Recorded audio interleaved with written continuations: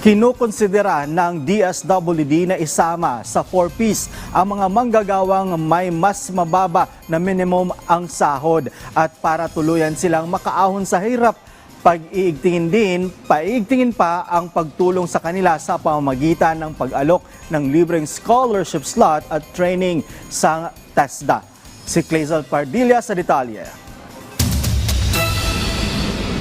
Paglilinis ang pangunahing trabaho ng utility worker at padre de pamilya na si Dennis. Pero sa dami ng gastusin, umi-extra na rin siya bilang referee sa mga palaro. Dahil sa hirap nga ng buhay ngayon, yung mga bilihin medyo mataas.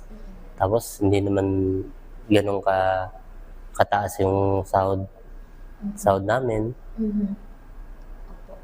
Lalo na may pinag-aaral pa. Security guard at mga manggagawa na mas mababa sa minimum ang sahod na may mga anak na pinag-aaral, kinukonsidera ng Department of Social Welfare and Development na isama sa Pantawid Pamilyang Pilipino Program o 4Ps. Ayon sa ahensya, bahagi ito ng enhancement na gagawin ng DSWD. Sa ilalim ng 4Ps, kaya para kay Dennis na may high school student na anak. Araw-araw yung pamasahe, baon. Siyempre may ano pa yan, may project. Maganda yan para sa akin. Kasi una, ang laking bagay niyan eh. Malaking bagay yan para sa amin.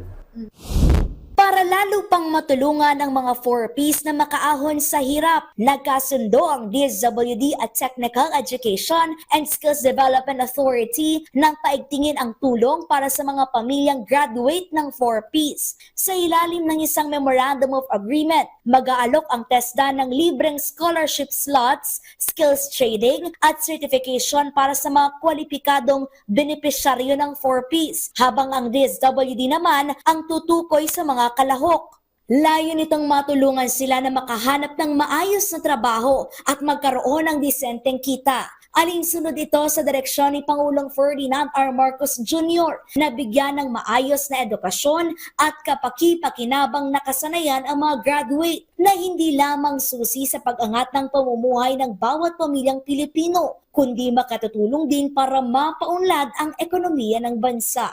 Sa susunod na taon, inaasahang aabot sa 1,000,000 at 800,000 pamilya ang lalabas sa 4Ps. Kabilang dyan ang higit 1,000,000 senior high school graduates.